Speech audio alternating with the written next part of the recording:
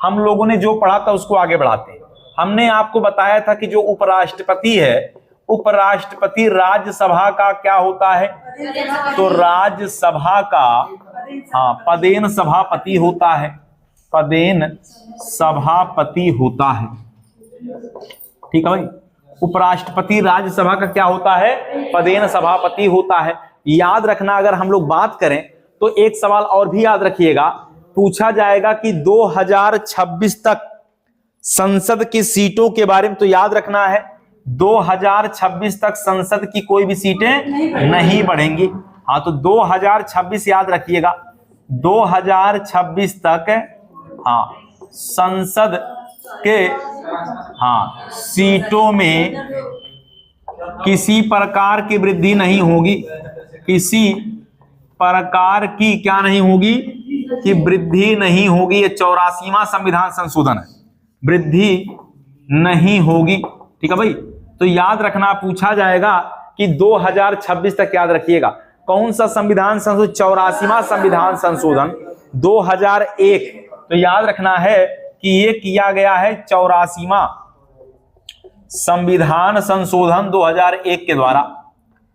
तो 84वां संविधान संशोधन 2001 के द्वारा किया गया, मतलब 84वां संविधान संशोधन 2001 के द्वारा यह कहा गया कि 2026 तक संसद की कोई भी सीटें नहीं बढ़ेंगी। बात समझ में आया? धन विधेयक अगर पूछा जाए, धन विधेयक सबसे पहले कहां प्रस्तुत किया जाता है? तो धन विधेयक जो है, याद रखना है, धन विधेयक राष्ट्रपति की मंजूरी से शुरू होता है। राष्ट्रपति की मंजूरी से क्या होता है? प्रारंभ होता है, प्रारंभ होता है। और धन विधेयक सबसे पहले लोकसभा में लाया जाता है। तो याद रखना है, पूछा जाएगा तो बताना, धन विधेयक सर्वप्रथम लोकसभा में लाया जाता है, लोकसभा में लाया जाता है। ठीक है भाई, तो ये भी याद रखना है कि लोकसभा में ही सबसे पहले धन विधेयक कहां आएगा? लोकसभा में आएगा। राज्यसभा में इसको भेजा जाएगा तो कितने दिन के लिए? केवल 14 दिन के लिए। तो धन विधेयक अगर पूछा जाए तो बताना है, धन विधेयक राज्यसभा केवल कितना दिन के लिए? केवल 14 दिन रोक सकती है, केवल 14 दिनों तक रोक सकती है, रोक सकती है। तो इसको भी याद रखना है। साधारण विधेयक राज्यसभा 6 माह तक रोक सकती है। तो साधारण विधेयक अगर पूछा जाए तो बताना है कि जो राज्यसभा है, राज्यसभा 6 माह तक क्या कर सकती है? रोक सकती है। तो ये दोनों बातें याद रखना है कि जो साधारण विधेयक है वो राज्यसभा 6 महीने तक रोक सकती है। ठीक है भाई, फिर पूछा जाएगा कि बताइएगा स्वतंत्र भारत का पहला आम चुनाव कब हुआ? तो 51-52। तो बताना है स्वतंत्र भारत का पहला चुनाव अगर पूछा जाए तो ये 1951-52 में हुआ, 1951-52 में हुआ। ठीक है भाई, 1951-52 में हुआ। तो स्वतंत्र भारत का पहला जो है अगर पूछा जाए तो आम चुनाव 1951-52 में इसका आयोजन किया गया था। बात समझ में आया? चलिए, याद रखना है, कोई भी संसद का सदस्य कितने दिन तक अगर कार्रवाई में भाग नहीं लेता है तो उसके सदस्यता समाप्त की जा सकती है। तो अगर कोई संसद 60 दिनों तक, तो याद रखना है संसद के सदस्य यदि 60 दिनों तक बिना सूचना के कार्रवाई से क्या रहते हैं भाई? बिना सूचना के संसद में अनुपस्थित रहते हैं तो क्या हो जाएगा भाई? अनुपस्थित रहते हैं तो उनकी सदस्यता क्या हो सकती है? तो उनकी सदस्यता समाप्त किया जा सकता है, समाप्त हो सकती है। तो ये वाला बात भी याद रखना, कितना दिन? 60 दिन तक अगर कोई अनुपस्थित है तो क्या हो जाएगा भाई?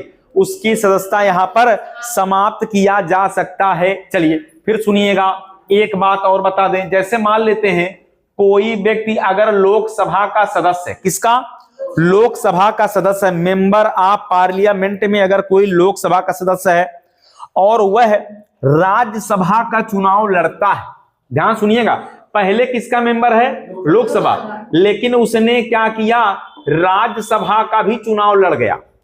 पहले से वो लोकसभा का सदस्य है लेकिन फिर से क्या किया, राज्यसभा का चुनाव लड़ गया और जीत गया। ध्यान सुनिएगा, पहले से लोकसभा का सदस्य है और उसने दोबारा चुनाव लड़ा किसका, राज्यसभा का, तो क्या होगा, तो उसे 10 दिनों के भीतर बताना होगा ना, 10 दिनों के भीतर बताना पड़ेगा। क्या बताना पड़ेगा, बताना होगा कि वो कहां रहना चाहता है, बताना होगा। हाँ, अगर वह लोकसभा का मेंबर पहले से है, ये पहले से है और बाद में यहां भी चुनाव जीत गया, तो उसे 10 दिन के अंदर डिसाइड करना पड़ेगा कि वो यहां रहेगा कि यहां रहेगा। अगर 10 दिन में उसने नहीं बताया तो उसकी लोकसभा की सदस्यता क्या हो जाएगी, समाप्त हो जाएगी और उसे क्या मिल जाएगा, उसे राज्यसभा की सदस्यता मिल जाएगी। कितने दिन के भीतर, 10 दिन के भीतर बताना पड़ेगा। फिर ध्यान सुनिएगा, अगर कोई व्यक्ति पहले से लोकसभा का सदस्य है और उसने राज्यसभा की सदस्यता ले लिया तो उस कंडीशन में उसे 10 दिनों के भीतर बताना होगा कि वह लोकसभा में जहां पहले से है वो वहीं रहेगा कि राज्यसभा में जाएगा। लेकिन अगर उसने 10 दिनों के भीतर ये बात नहीं बताया तो लोकसभा की सदस्यता समाप्त हो जाएगी और वह किसका मेंबर हो जाएगा, तो राज्यसभा का मेंबर बन जाएगा। क्लियर हो गया भाई। दूसरी बात यहां ध्यान से सुनिएगा, ये तो हमने लोकसभा के बारे में बताया है। अब ऐसा कंडीशन हो सकता है जैसे कोई पहले से क्या हो, विधानसभा का सदस्य हो, विधानसभा माने विधायक, अगर कोई पहले से क्या हो, विधानसभा का सदस्य हो, समझ में आ गया भाई, क्या हो, विधानसभा का सदस्य हो, कोई व्यक्ति पहले से विधानसभा का मेंबर हो और उसने क्या किया, लोकसभा का चुनाव लड़ गया। ठीक, विधान माने पहले विधायक था, अब वो क्या बन गया, लोकसभा सदस्य बन गया, तो उसे 14 दिन के अंदर बताना पड़ेगा। कितना, 14 दिनों के भीतर बताना पड़ेगा, भीतर बताना होगा। क्या बताना होगा, कि वो यहां रहेगा या यहां रहेगा। अगर उसने नहीं बताया तो उसके विधानसभा की सदस्यता समाप्त की जाएगी। क्या हो जाएगा, वो लोकसभा का मेंबर बन जाएगा, वो संसद का सदस्य बन जाएगा। ये बातें समझ में आ गया भाई दोनों कंडीशन में। तो पहले अगर आप विधानसभा में हैं और आपने लोकसभा का चुनाव लड़ के जीत लिया है तो आपको 14 दिनों के भीतर बताना है कि आप विधायक बने रहेंगे कि आप सांसद हो जाएंगे। और अगर नहीं बताते हैं तो क्या हो जाएगा, आपके विधानसभा की सदस्यता समाप्त हो जाएगी और आप क्या बन जाएंगे, लोकसभा के मेंबर बन जाएंगे। तो 14 दिन का टाइम आपके पास होता है, यहां पर 14 दिन का समय होता है और दोनों आपको डिसाइड करना पड़ता है कि आपको, हाँ मतलब एक सीट आपको क्या करना पड़ेगा, छोड़ना पड़ेगा, एक सीट आपका क्या हो जाएगा, रिक्त हो जाएगा। तो ये बात याद रखना है। समझ में आ गया भाई। अच्छा, एक बात और बता देते हैं, एक बात हम आपको और बता देते हैं। जैसे कोई व्यक्ति पहले से, एक व्यक्ति 2 जगह से चुनाव लड़ सकता है। ध्यान से सुनिएगा, एक व्यक्ति कितने जगह से, लोकसभा का चुनाव 2 जगह से। जैसे जगदंबिका पाल चाहें तो डुमरियागंज से भी लड़े और बस्ती से भी लड़े, इनके पास पामर है। तो एक व्यक्ति कितने जगह से, 2 जगह से चुनाव लड़ सकता है। याद रहे, अगर कोई व्यक्ति दोनों जगह से चुनाव जीत गया, दोनों जगह से जीत गया, यहां से भी जीत गया, यहां से भी जीत गया, तो याद रहे उसे 14 दिनों के भीतर बताना पड़ेगा कि वो कहां रहेगा, इस सीट पे रहेगा कि इस सीट पे रहेगा। तो अगर नहीं बताया तो क्या होगा, नहीं बताया तो क्या होगा, दोनों सीट खत्म, मतलब ना तो यहां रहेगा ना तो यहां रहेगा। अगर लोकसभा का व्यक्ति 2 जगह से बन गया तो उसे बताना होगा कि वह कहां रहना चाहता है, और अगर उसने नहीं बताया तो क्या हो जाएगा भाई, दोनों जगह से उसकी सीटें क्या हो जाएंगी, समाप्त हो जाएंगी। तो यह बात भी आपको जानना है। तो दोनों जगह से सीटें यहां पर समाप्त हो सकती हैं यदि आपने तय समय में कोई डिसीजन नहीं लिया तो ऐसा हो सकता है। ठीक है भाई। अब हम आपको बताएंगे कि जो इलेक्शन होता है ना, जो चुनाव होता है ना, चुनाव 3 प्रकार का होता है। कितने प्रकार का? तो चुनाव जो होता है ये 3 प्रकार का चुनाव होता है। 3 प्रकार का चुनाव होता है। आप कहेंगे 3 प्रकार कौन कौन चुनाव होता है? तो सबसे पहले हम बात करने वाले हैं, कहा जाएगा आम चुनाव। क्या कहा जाएगा? सबसे पहले जो होता है उसको कहते हैं आम चुनाव। आम चुनाव, अगर कोई व्यक्ति इस चुनाव को लड़ता है और जीत जाता है तो कितने साल तक रहेगा? 5 साल तक रहेगा। आम चुनाव में जीतेंगे कै साल? 5 साल तक रहेंगे। इतनी बातें समझ में आ गया। लेकिन ऐसा कभी हो जाए कि कोई व्यक्ति चुनाव जीत गया था, 1 साल तक काम किया, 2 साल तक काम किया और दूसरे साल में उसको भगवान ने अपने पास बुला लिया, तो सीट क्या हो जाएगा? रिक्त हो जाएगा कि नहीं हो जाएगा? तो जब रिक्त हो जाएगा तो वहां पर होगा उपचुनाव। क्या होगा? उपचुनाव होगा। और जैसे उपचुनाव होगा और उपचुनाव में सारी पार्टियां चुनाव लड़ेंगी, लेकिन बचे हुए समय के लिए, केवल बचे हुए समय के लिए यहां होता कितना? तो बचे हुए समय के लिए होता। यदि कोई सीट रिक्त हो जाए, तो यदि कोई सीट क्या हो जाए? रिक्त हो जाए। यदि कोई सीट रिक्त हो जाए तो क्या हो जाएगा भाई? यहां पर उपचुनाव तो बचे समय के लिए होता है। बचे समय के लिए होता है। ये बात समझ में आ गया भाई? किस समय के लिए? बचे हुए समय के लिए होता है। तो इसे कहते हैं उपचुनाव। क्या कहते हैं? उपचुनाव। तो तीसरा चुनाव का नाम याद रखना है, उसको कहते हैं मध्यवर्ती चुनाव। क्या नाम है भाई? मध्यवर्ती चुनाव। अब तीसरा पॉइंट याद रखिएगा। तीसरा चुनाव जो मध्यवर्ती चुनाव है, ये क्या होता है? जैसे मान लेते हैं कोई सरकार शासन कर रही है, लेकिन सरकार बीच में ही उसकी जो बहुमत है वो खत्म हो गया, सरकार ही गिर जाए। क्या हो जाए? सरकार ही गिर जाए। अगर जो सरकार शासन कर रही है और पता चला कि प्रधानमंत्री जी जो बैठे हुए हैं, कोई किसी कारणवश सरकार गिर जाए, तो जब सरकार गिर जाएगा तो पूरा जो है आप देखेंगे पूरा लोकसभा ही भंग हो जाएगा। क्या हो जाएगा? पूरा लोकसभा भंग हो जाएगा। मतलब बहुमत बनाए जाने के लिए 273 सीट होना चाहिए, लेकिन अगर 273 सीट से कम हो गया ना तो सरकार गिर जाएगा। और जब सरकार गिर जाएगा तो कौन सा चुनाव होता है? मध्यवर्ती चुनाव होता है। मध्यवर्ती चुनाव जब हो जाएगा तो ये जो मध्यवर्ती चुनाव होता है ये भी 5 साल के लिए होता है। ये कब होता है? लोकसभा भंग होने पर। अगर बीच में क्या हो जाए?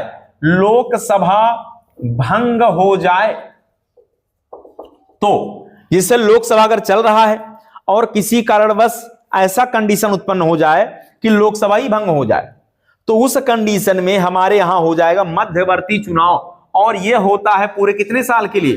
पूरे 5 वर्ष के लिए होता है। पूरे 5 वर्ष के लिए होता है। तो इसे कहते हैं मध्यवर्ती चुनाव होना, मतलब बीच में ही चुनाव हो जाना, इसे कहा जाता है। समझ में आ गया भाई इतनी बातें? चलिए, तो ये हो गया चुनाव 3 प्रकार के हैं, आम चुनाव, उपचुनाव और मध्यवर्ती चुनाव। इसको भी हमने आपको बता दिया कि ये क्या होता है। अब हम कुछ बात करने वाले हैं आरक्षण में। ध्यान रहे कि लोकसभा में आरक्षण है लेकिन राज्यसभा में कोई आरक्षण नहीं है। तो याद रहे राज्यसभा में कोई आरक्षण नहीं है। तो राज्यसभा में कोई आरक्षण नहीं है, लेकिन लोकसभा में क्या है? लोकसभा में आरक्षण है। तो आरक्षण है, तो याद रखना है लोकसभा में आरक्षण दिया गया। और आरक्षित जो सीट है ना, एससी के लिए 84 सीट है, एससी के लिए 84 और एसटी के लिए 47। ठीक है भाई? तो याद रखना है कि लोकसभा में एससी के लिए कितना सीट है? यहां लिख देते हैं लोकसभा में एससी के लिए, लोकसभा में अनुसूचित जाति के सीटों की संख्या कितना हो जाएगा भाई? तो बताना है 84 सीट है। और लोकसभा में अगर पूछा जाए कि अनुसूचित जनजाति, लोकसभा में एसटी के हाँ, सीटों की संख्या 47, सीटों की संख्या कितना है तो 47। तो एससी और एसटी ये दोनों बात हमने बताया है, ये दोनों बातें बता दिया, इसको याद रहे, ऐसे ही सवाल पेपर में आएगा। बात क्लियर हो गया भाई। तो राज्यसभा में कोई आरक्षण नहीं है, लेकिन लोकसभा में अनुसूचित जातियों के लिए 84 सीट है और अनुसूचित जनजातियों के लिए 47 सीट आरक्षित है। बात समझ में आ गया भाई। तो ये दोनों बातें महत्वपूर्ण हैं और पूछा जा सकता, ऐसे ही सवाल पेपर में आता है। बात समझ में आया। चलिए, लोकसभा का जो अध्यक्ष होता है ना, लोकसभा के अध्यक्ष का चुनाव कौन करता है तो लोकसभा के अध्यक्ष का चुनाव लोकसभा के सदस्य करते हैं।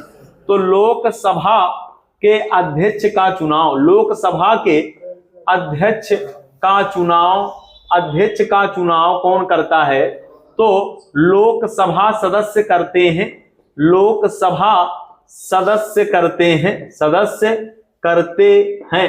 तो जो लोग चुनाव जीत कर जाते हैं उन्हीं लोगों में से एक व्यक्ति क्या बनता है, लोकसभा अध्यक्ष बनता है।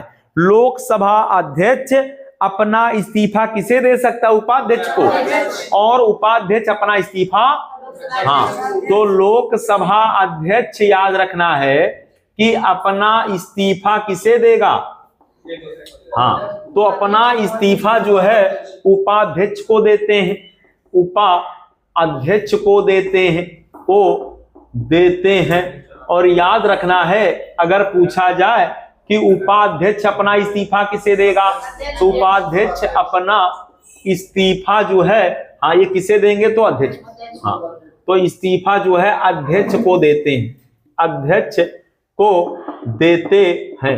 तो ये दो बातें हमने आपको बता दिया। तीसरा पॉइंट है, लोकसभा के अध्यक्ष का क्या नहीं, शपथ नहीं होता।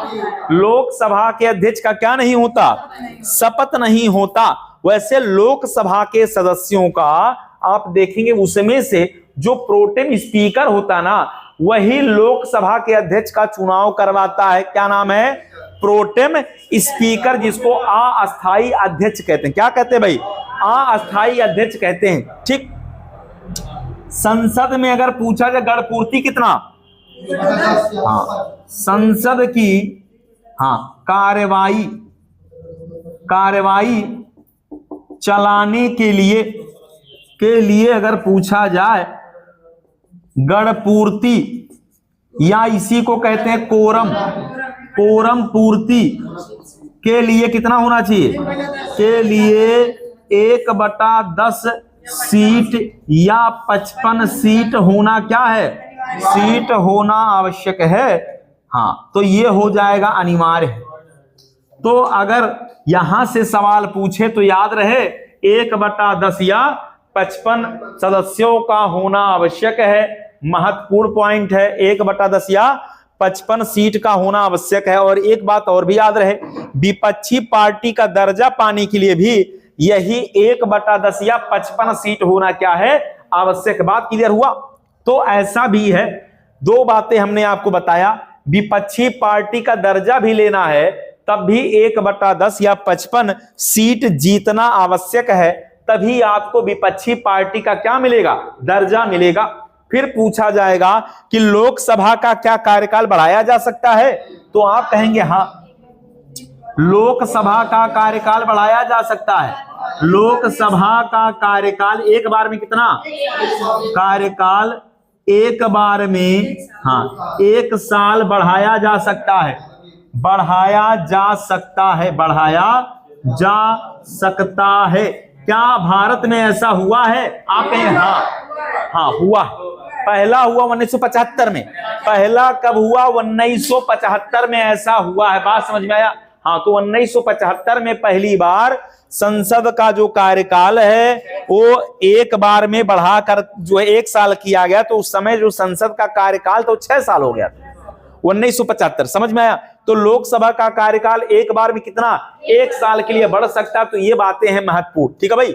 चलिए अब हम बात करेंगे संसद में कितने सत्र होते हैं, 3। संसद के 3 सत्रों पर बात कर लेते हैं। हाँ, तो बिल्कुल बात करने वाले हैं, ध्यान से सुनिएगा। संसद के सत्र पर बात किया जाएगा, ठीक है। तो कुछ छूटेगा नहीं, संसद के सत्र पर बात किया जाए तो कितने होते हैं? 3 होते हैं। हाँ, तो संसद के जो सत्र होते हैं वो 3 सत्र चलते हैं। बात समझ में आया? सबसे पहला जानना बजट सत्र, क्या नाम है भाई? बजट सत्र याद रखना है। वैसे बजट का उल्लेख हमारे संविधान में नहीं है, ये फरवरी से मई तक होता है। तो फरवरी से लेकर कहां तक? मई तक होता है। इसी को सबसे बड़ा सत्र कहते हैं। ये फरवरी से कहां तक होता? मई तक। फरवरी से मई तक होता है और यही क्या है? सबसे बड़ा सत्र है। तो आपसे पूछा जाए सबसे बड़ा सत्र, तो आपको बताना है कि बजट सत्र है जो फरवरी से लेकर कहां तक चलता है? मई तक चलता है। इसके बाद आता है मानसून सत्र आ जाता है। इसके बाद दूसरा सत्र है मानसून सत्र आ जाएगा। ये वही बरसात वाला है भाई। और आपको पता होगा कि जुलाई से लेकर अगस्त तक, जुलाई से अगस्त तक क्या होता है? तो मानसून सत्र होता है। जुलाई से अगस्त लिख लीजिएगा, अगस्त तक। तो जुलाई से लेकर अगस्त तक क्या होता? मानसून होता है। इसके बाद शीतकालीन आएगा, नवंबर दिसंबर शीतकालीन हो जाएगा। तो याद रखना है शीतकालीन सत्र ये होता है नवंबर और दिसंबर 2 महीना जो है ये चलता है। क्या? तो आपका शीतकालीन सत्र चलता है। ये 3 सत्र हमने बताया है, तो लिख लीजिए। बड़ा ही महत्वपूर्ण बात बता रहे हैं और यहीं पर नोट करके चलना है कि 2 सत्रों के बीच में कम से कम 6 महीने से ज्यादा समय नहीं होना चाहिए। तो 2 सत्रों के बीच में अगर पूछा जाए कि 2 सत्रों के बीच में 6 माह से अधिक का क्या नहीं होना चाहिए? अधिक का, हाँ, अंतर नहीं होना। 2 सत्रों के बीच 6 माह से अधिक का अंतर नहीं होना चाहिए, नहीं होना चाहिए।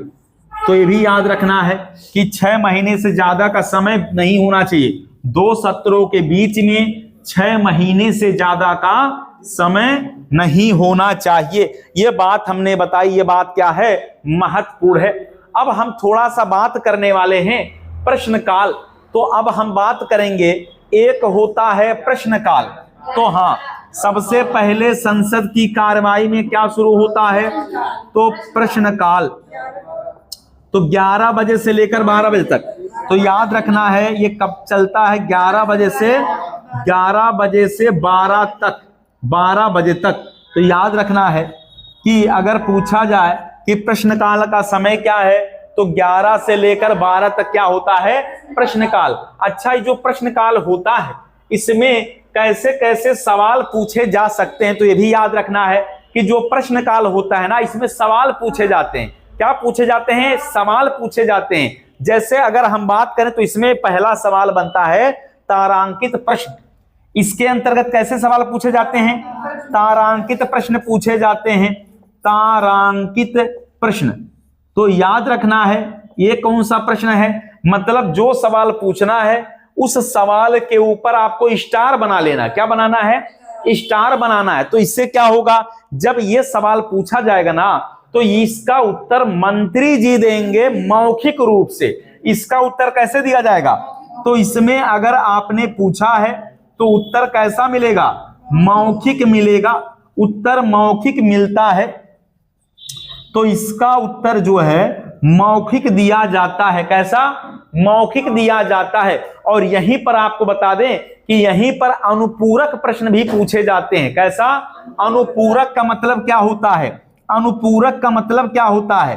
कि अनुपूरक का मतलब होता है, अनुपूरक, हाँ, प्रश्न के उत्तर दिए जाते हैं। अनुपूरक प्रश्न पूछा जाता है, पूछा जाता है। मतलब अगर किसी ने कोई सवाल का उत्तर बता दिया और आप संतुष्ट नहीं हैं, तो दोबारा आप क्या करिए? स्पष्टीकरण मांग लीजिए कि बताइए श्रीमान, बांसी से जो रेलवे लाइन गुजरने वाला है, उस बांसी से जो रेलवे लाइन गुजरने वाला है, वहां पर जो है बीच में जो बनेगा बांसी स्टेशन, वो स्टेशन कैसा बनेगा? मंत्री जी ने बताया कि वो स्टेशन जो बनने वाला है उसको हम एक मॉडल स्टेशन के रूप में विकसित करेंगे। तो उन्होंने कहा अच्छा, मॉडल स्टेशन से मंत्री जी पुनः एक बार आपसे पूछा जाएगा कि आप बताइए बांसी से आगे बढ़ने पर क्या आगे भी स्टॉप है क्या? तो बताया मंत्री जी ने, रेल मंत्री ने कहा हाँ, रास्ते में मिलेगा भग्गो भार रेलवे स्टेशन भी मिलेगा। तो इसका मतलब क्या, स्टेशन आगे भी मिलेगा। उसको क्या कहते हैं, अनुपूरक, मतलब सवाल के ऊपर पुनः सवाल पूछ लेना क्या कहलाता है, अनुपूरक कहलाता है।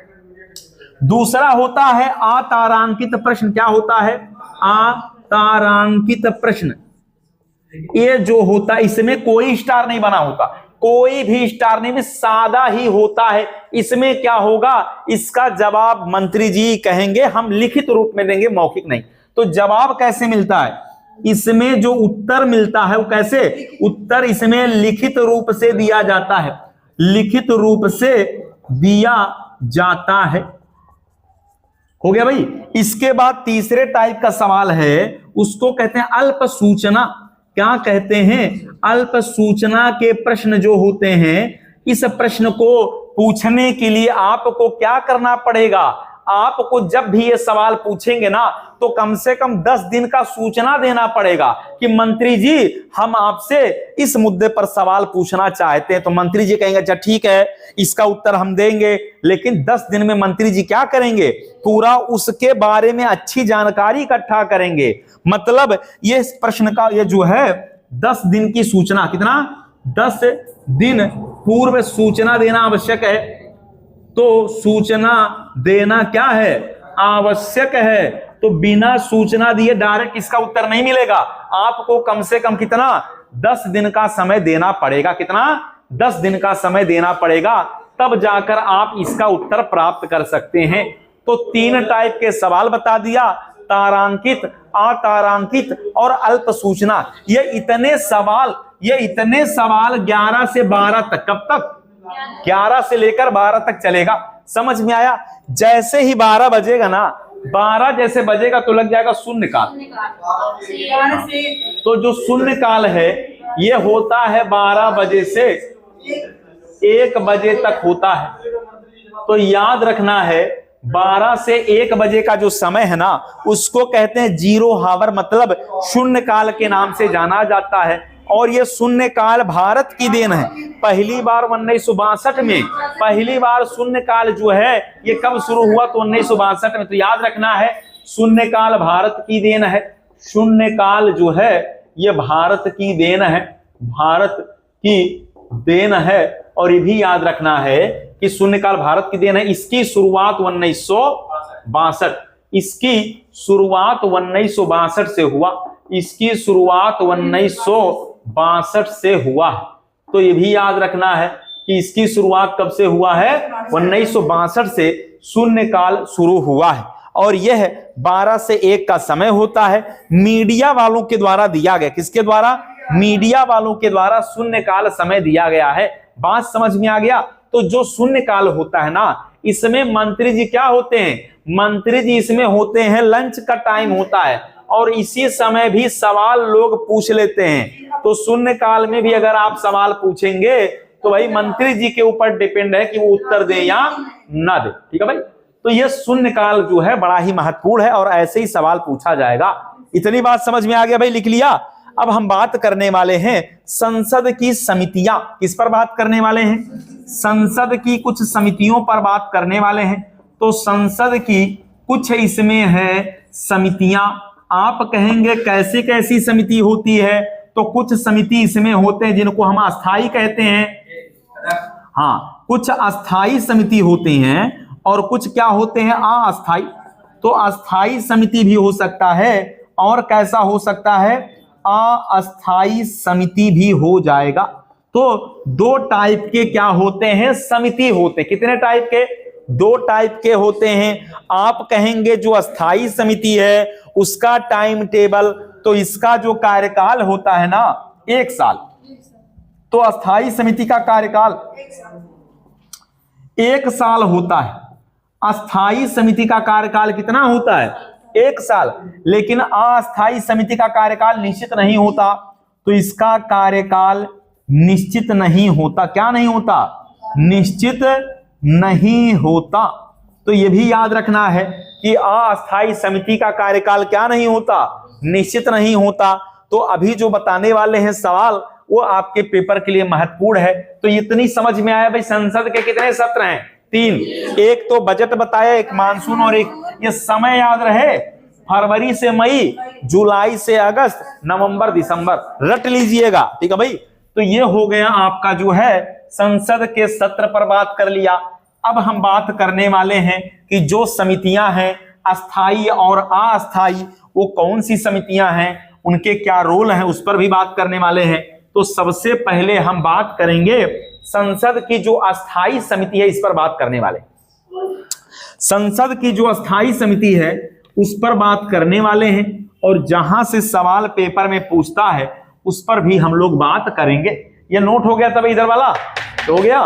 चलिए, तो हाँ, अब हम बात करेंगे संसद की अस्थाई समितियों पर बात करने वाले हैं। बात क्लियर हो गया भाई। संसद की अस्थाई समितियां, जैसे ऐसे समझिएगा कि जो भी संसद का सदस्य है, जैसे जगदम्बिका पाल, पाल जी तो मंत्री नहीं है, मंत्री हैं नहीं है, लेकिन क्या पाल जी किसी कमेटी के मेंबर होंगे कि नहीं होंगे? बिल्कुल होंगे। मतलब कोई भी संसद का जो मेंबर होता, लोकसभा का सदस्य होता है, अगर वो मंत्री नहीं भी होता ना, तब भी किसी कमेटी का क्या होता है, मेंबर होता है, ठीक है भाई। तो सबसे पहले हम संसद की अस्थाई समिति पर बात करने वाले हैं। संसद की अस्थाई समिति, हाँ, तो संसद की अस्थाई समिति पर बात करने वाले हैं, ठीक है भाई। संसद की अस्थाई समिति पर बात करने वाले हैं। हाँ, देख लीजिए कोई है क्या? अच्छा चलिए, तो संसद की अस्थाई समिति पर बात करेंगे। और अस्थाई समितियों में सबसे महत्वपूर्ण होता वित्तीय समिति। क्या होता भाई? इसके अंतर्गत जो है अस्थाई समिति में आपको याद रखना है क्या? वित्तीय समिति। क्या याद रखना है? वित्तीय समिति याद रखना है। तो वित्तीय माने पैसे से संबंधित है, पैसे से संबंधित है। सबसे पहले बात करने वाले हैं प्राक्कलन समिति। किस पर बात करेंगे भाई? सबसे पहले हम बात करने वाले हैं प्राक्कलन समिति पर बात करने वाले हैं। सबसे पहले किस पर बात करेंगे भाई? प्राक्कलन समिति पर बात करेंगे, फिर लोक लेखा समिति पर बात करेंगे, फिर सार्वजनिक उपक्रमों की समिति पर बात करेंगे। तो प्राक्कलन समिति एक बात करने वाले, लोक लेखा समिति, लोक लेखा समिति, और एक बात करने वाले हैं सार्वजनिक उपक्रमों की समिति, सार्वजनिक उपक्रमों की समिति, उपक्रमों की समिति। तो जो आपके काम का उस पर बात करेंगे, जहां से सवाल एकदम भर भर के पूछा जाता है उसी पर बात करने वाले।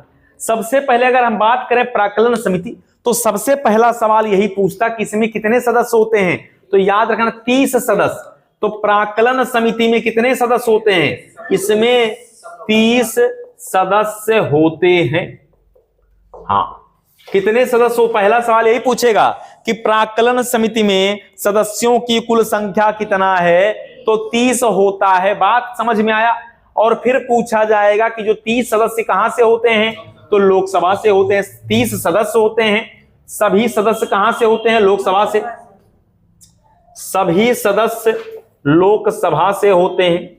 सभी सदस्य होते हैं लोकसभा से होते हैं। कार्यकाल इनका कितना होता है? 1 साल होता है। इनका कार्यकाल कितना होता है? तो 1 वर्ष होता है। कितना होता भाई? 1 साल इनका कार्यकाल होता है। मतलब इस कमेटी का कार्यकाल कितना होता है? 1 वर्ष होता है। काम क्या होता है? बजट की क्या करना? समीक्षा करना। तो इनका कार्य अगर पूछा जाए, तो इनका अगर कार्य पूछा जाए तो आपको बताना है ये करते क्या है भाई? बजट की समीक्षा करते हैं। हाँ, इनका कार्य होता है बजट की समीक्षा करना। क्या करना भाई? बजट की समीक्षा करना इनकी जिम्मेदारी होती है। इसके अलावा उसमें अगर बजट में कोई अनियमितता है तो उसकी उजागर करते हैं। तो अगर याद रखना है, बजट की अनियमितता, मितता को उजागर करते हैं। को क्या करते हैं? उजागर, उजागर करते हैं।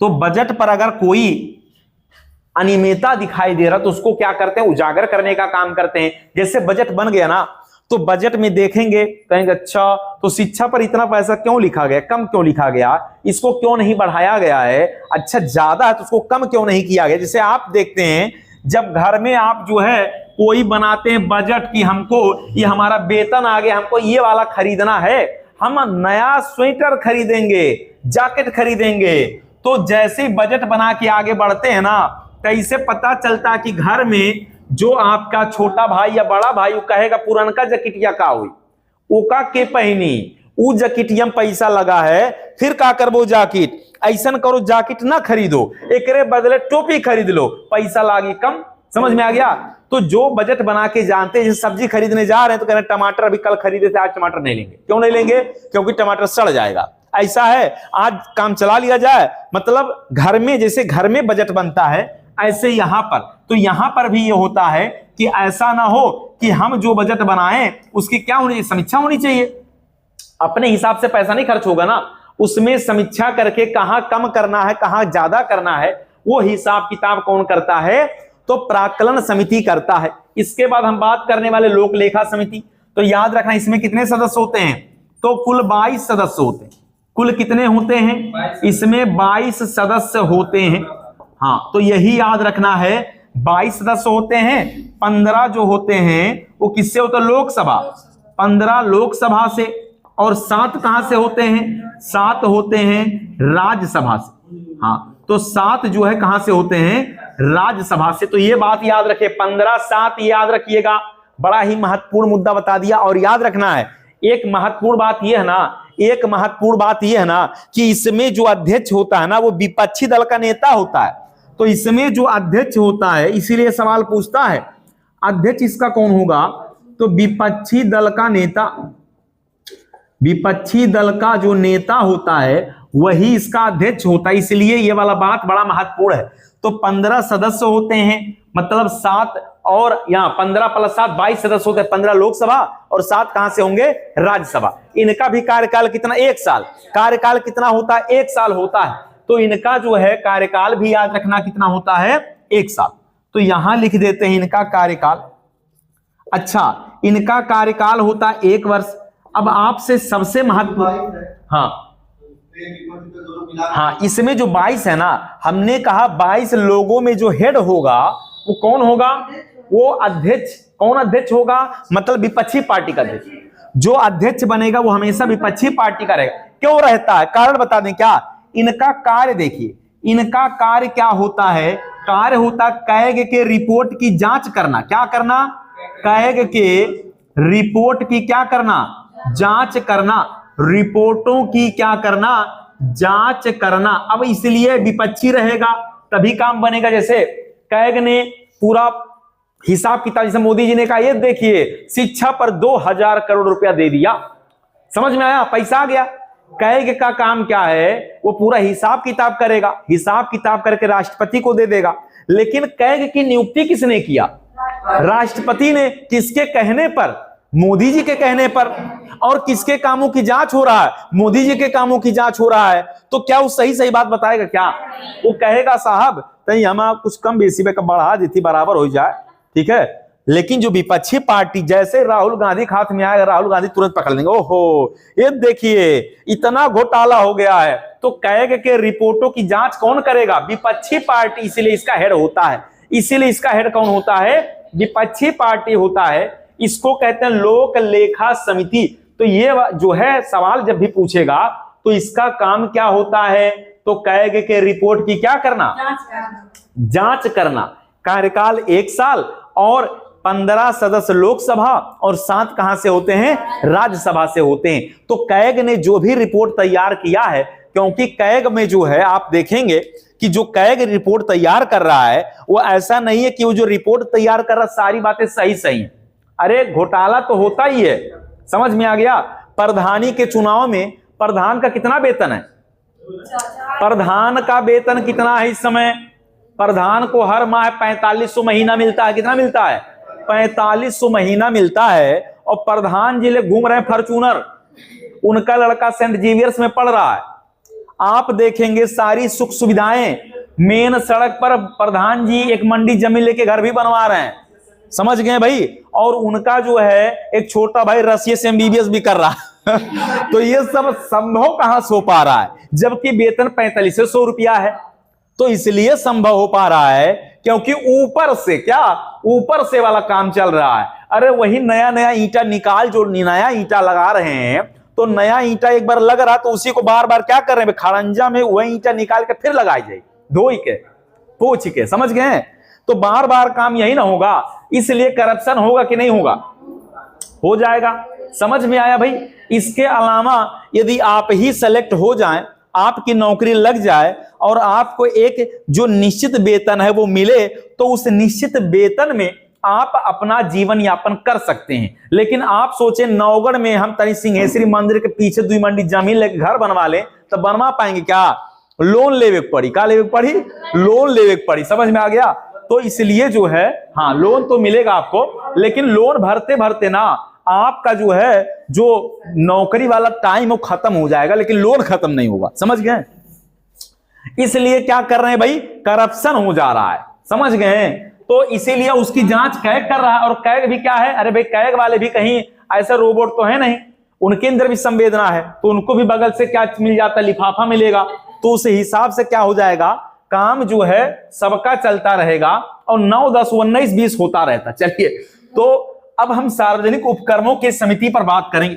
सार्वजनिक उपक्रम ऐसी कंपनियां जो लिमिटेड है, ऐसी कंपनियां जो क्या है, लिमिटेड हैं, जैसे NTPC हो गया, LIC हो गया, समझ पा रहे ना।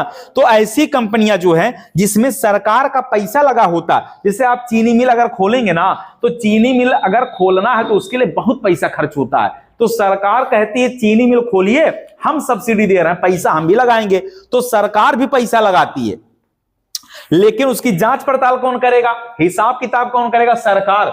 सरकार का पैसा लगेगा तो हिसाब कौन करेगा? सरकार करेगा। इसीलिए जो सार्वजनिक उपक्रमों की समिति है, इसका भी हिसाब किताब करने के लिए हमारे पार्लियामेंट में सरकारी उपक्रमों की समिति है। इसमें कुल सदस्य होते हैं 22। कितने होते हैं भाई? तो इसमें अगर पूछा जाए तो आप सदस्यों की संख्या कितना होता है, तो सदस्यों की संख्या इसमें होता है 22। इसमें भी जो 22 होते हैं ना, वो कहां कहां से, तो 15 लोकसभा से होते हैं और 7 कहां से, 15 लोकसभा प्लस 7 कहां से होते हैं, राज्यसभा से होते हैं। तो 15 7 मिलाएंगे 22 हो जाएगा।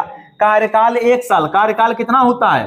कार्यकाल होता है 1 वर्ष, इसका कार्यकाल होता है। तो जो सार्वजनिक उपक्रमों की समिति होती है, इसका काम होता है कि जो कंपनियां चल रही हैं, बड़ी बड़ी जो लिमिटेड कंपनियां, उसकी जांच करें और उसमें क्या चल रहा है। ऐसा तो नहीं कोई अनियमितता हो गया है, ऐसा तो नहीं कि वही करप्शन चल रहा है, इसकी जांच पड़ताल कौन करता है? तो सार्वजनिक उपक्रमों की समिति जाकर उसकी जांच करती, हिसाब किताब उसका बैठाने का काम करती। बात समझ में आ गया। चलिए, अब हम बात करें कि जो पहली लोकसभा थी ना, पहली लोकसभा आप देखेंगे, अभी कल हमने बताया 1952 वाला। तो पहली जो लोकसभा थी, अगर पूछा जाए कि पहली लोकसभा में कुल सदस्यों की संख्या कितनी थी, तो लिख लीजिए कितनी थी भाई। पहली लोकसभा में सदस्यों की कुल संख्या 489 थी। तो सवाल यह भी बनेगा कि पहली लोकसभा में सदस्यों की संख्या, पहली लोकसभा में सदस्यों की कुल संख्या कितनी थी? तो सदस्यों की कुल संख्या अगर पूछा जाए तो क्या बताना भाई? 489। हाँ, तो पहली जो है लोकसभा में सदस्यों की कुल संख्या 400 कितनी थी? 89 थी। कितनी थी भाई? 489 थी। बात क्लियर हो गया। तो पहली लोकसभा में सदस्यों की संख्या कितनी थी? 489 थी। क्लियर हो गया। इसके अलावा हम आपको 2 आर्टिकल बताने वाले हैं। एक आर्टिकल बताएंगे अनुच्छेद 312। क्या बताने वाले हैं भाई? आर्टिकल 312 लिखिएगा, अनुच्छेद 312 लिखिएगा। क्या कहता है कि 312 में पावर दिया गया राज्यसभा। तो राज्यसभा के पास पावर है कि वह अखिल भारतीय सेवाओं का सृजन कर सकती है। तो लिखिएगा राज्यसभा अखिल भारतीय राज्यसभा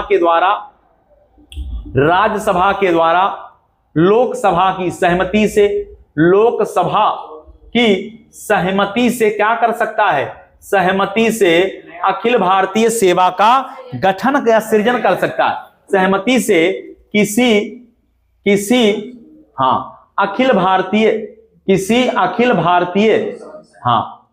अखिल भारतीय सेवा का क्या हो सकता है, का सृजन कर सकती है, सृजन कर सकती है। समझ गए भाई। तो यहां पर राज्यसभा के पास पावर है कि कोई अखिल भारतीय सेवा बना सकता। आप कहेंगे ये कौन सेवा है, ये कौन सेवा है, अखिल भारतीय। तो तीन ही सेवा है अखिल भारतीय। कितनी सेवाएं, तीन सेवा है। तो याद रखना, एक होता IAS जो होता है, एक है IPS और एक होता IFS। ये तीनों क्या है, अखिल भारतीय सेवाएं। ये क्या है भाई, अखिल भारतीय सेवाएं। यही है अखिल भारतीय सेवा। IS Indian administrative service, Indian police service, Indian forest service, forest. तो इसको कहते हैं भारतीय वन सेवा। क्या कहते हैं भाई, भारतीय वन सेवा। इसको कहते हैं भारतीय पुलिस सेवा, भारतीय पुलिस सेवा। इसको कहते हैं भारतीय प्रशासनिक सेवा, भारतीय प्रशासनिक सेवा।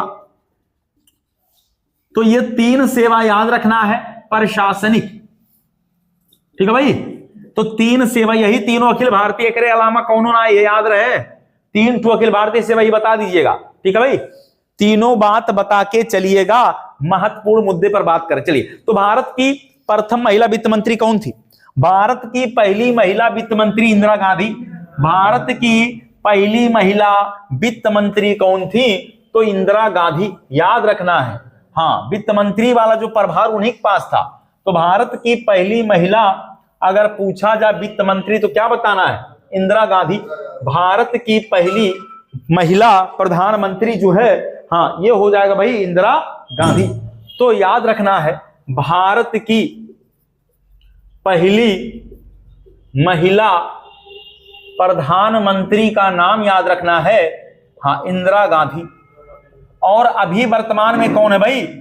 वर्तमान में कौन है? हाँ, तो वर्तमान में अगर पूछा जाए, वर्तमान में, हाँ, भारत के वित्त मंत्री कौन है भाई? तो वर्तमान में भारत के वित्त मंत्री निर्मला सीतारमण।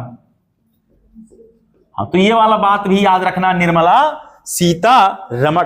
ठीक है। अगर आपने ईमानदारी से सारी बातों को पढ़ लिया ना, एक भी सवाल ऐसा नहीं कि इसके बाहर जाएगा। आपको जो हम बता रहे हैं उसको ईमानदारी से 3 से 4 बार पढ़िएगा। अब हम आपको बताएं, पूरे भारत में सबसे ज्यादा लोकसभा सीट कहां है? तो हाँ, तो सर्वाधिक लोकसभा सीटों वाला जो है प्रदेश कौन सा है? सर्वाधिक लोकसभा सीटों वाला प्रदेश, सीटों वाला राज्य है उत्तर प्रदेश। तो उत्तर प्रदेश में लोकसभा कितना? हाँ, उत्तर प्रदेश याद रखना कितना? 80 सीट। तो लोकसभा कितना है? 80। अच्छा, इसके बाद राज्यसभा वाला पूछा जाए तब भी 31। तो सबसे ज्यादा राज्यसभा सीटों वाला जो है पूछा जाए तो ये भी उत्तर प्रदेश। सर्वाधिक, हाँ, सर्वाधिक राज्यसभा, सबसे ज्यादा राज्यसभा सीटों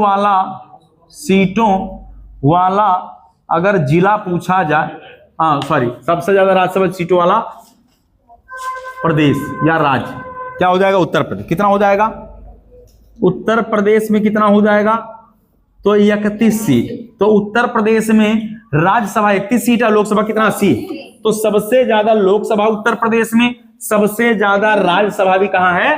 उत्तर प्रदेश के अंदर। 2 बातें जान लीजिएगा। बात समझ में आया भाई? हाँ हाँ, भारत की पहली महिला, अच्छा यहां वित्त मंत्री होना चाहिए। हाँ, चलिए, तो भारत की पहली महिला वित्त मंत्री इंदिरा गांधी। भारत की वर्तमान में भारत के वित्त मंत्री कौन? निर्मला सीतारमण। ठीक है भाई, क्लियर हो गया भाई? तो सबसे ज्यादा लोकसभा सीट हमने बताया उत्तर प्रदेश में, और सबसे ज्यादा राज्यसभा सीट कहां बता दिया? उत्तर प्रदेश में। कितना? 80। और यहां राज्यसभा कितना है? 31 सीट है। ठीक है। तो यहां से इस टाइप के सवाल पेपर में आने वाला है। सवाल कैसे पूछा जाएगा? ऐसे पूछेगा कि अच्छा, यही नहीं, विधानसभा भी सबसे ज्यादा कहां? उत्तर प्रदेश। उत्तर प्रदेश। विधान परिषद भी कहां है? उत्तर प्रदेश में। हाँ, तो सबसे ज्यादा विधानसभा, सर्वाधिक जो है, हाँ विधानसभा सीटों वाला राज्य भी उत्तर प्रदेश है। हाँ, 400 कितना है, 403 याद रखना है, ठीक। और विधान परिषद भी यही सबसे ज्यादा, सर्वाधिक विधान परिषद सीटों वाला राज्य, ये भी क्या हो जाएगा, उत्तर प्रदेश। कितना, 100 सीट। तो विधान परिषद में 100 सीट लिखिए भाई।